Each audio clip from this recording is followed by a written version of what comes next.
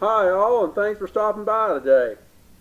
Today we got a real treat. We're going to take a look at a Vampirella number 15.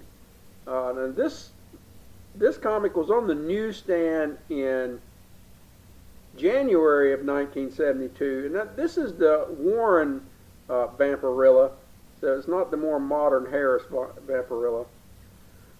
This book featured a painted cover by SanJulian. Now, SanJulian was the trade name or artist name of Manuel Perez SanJulian Clemente, who was one of the great illustrators of magazines in the late 60s and in the 70s. This book really marked a milestone for Vampirella. The early Vampirella magazines, the artwork, the first couple were, the illustration was not that great. It was basically line drawing, somewhat cartoonish looking. But somewhere around 8, 9, 10, the art started to improve. And by issue 15, Vampirella had just become a masterpiece of illustration. And I picked this particular one to show everyone the magnificent art from this series.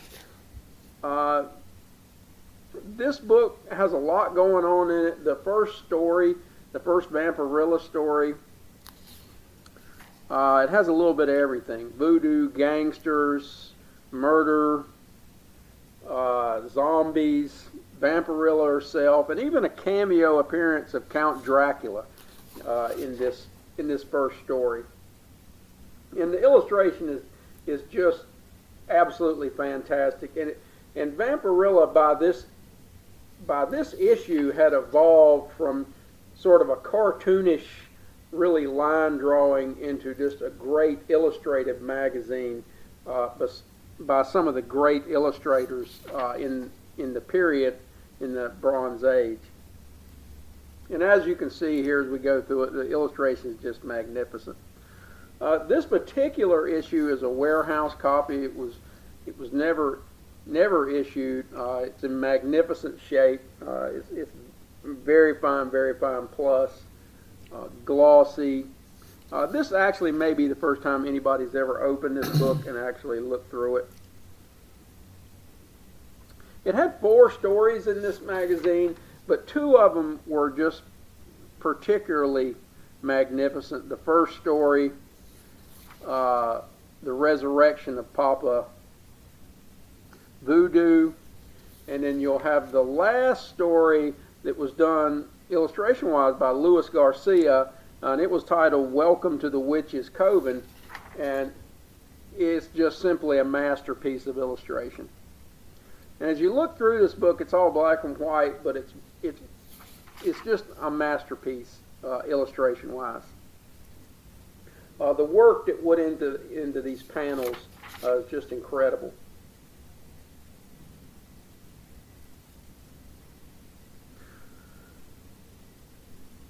And the center of this book featured a review of Comic Con of Warren Publications at Comic Con, and they honored Frank Frazetta, who did some of the cover work.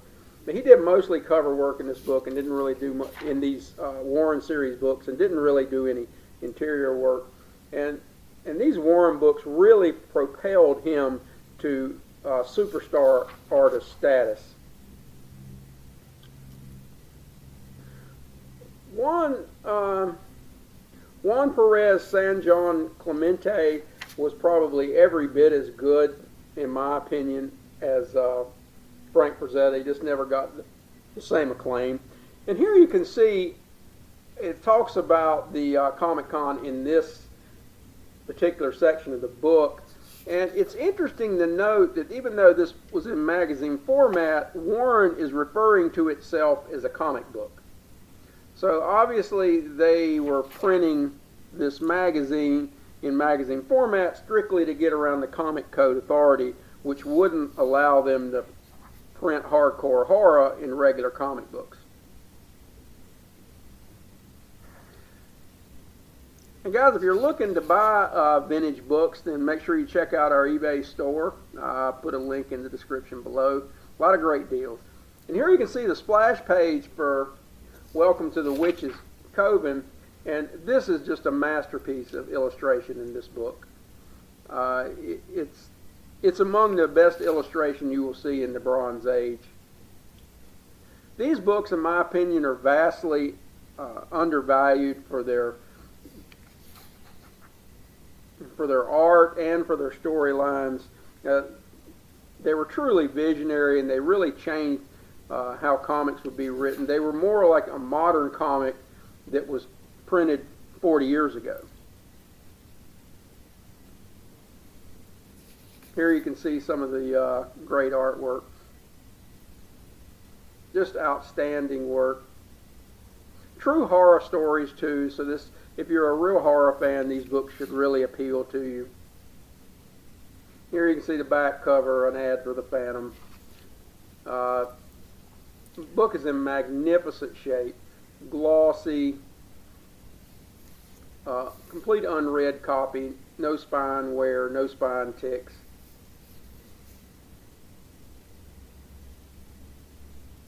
And here you can see the SanJulian cover. Notice the horns on the center female. It's kind of hidden, but you see the devil horns on the top of her head, and she has her foot on a severed head. So it's a true horror magazine. And guys, once again, thanks for stopping by and checking out the video. And until next time, we'll see you.